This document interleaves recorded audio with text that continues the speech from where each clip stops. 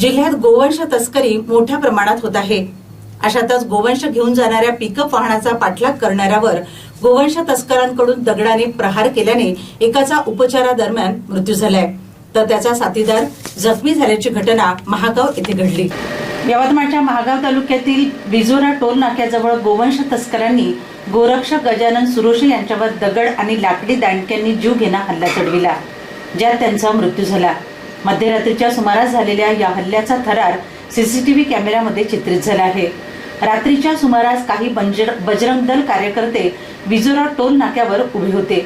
यावेळी एक संशयित पिकअप वाहन भरधाव निघाले।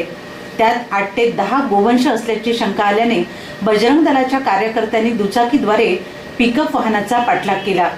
दरम्यान बजरंग दल कार्यकर्त्याच्या दुचाकीला कट मारून पाडले, ज्यात दोघे बजरंग जखमी झाले। याचवेळी गजानन सुरोशे हे आपल्या कारने जात होते। दुचाकीला धडक मारून जाणाऱ्या पिकअपचा त्यांनी पाठलाग केला।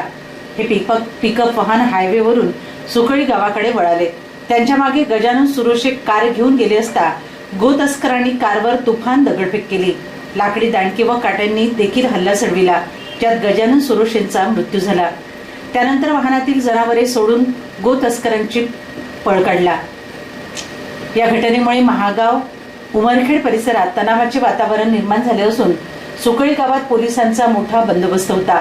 तर बजरंग दल विश्व हिंदू परिषदेच्या कार्यकर्त्यांनी उमरखेड पोलीस ठाण्यात गर्दी करून आरोपींना अटक करण्याची मागणी केली आहे।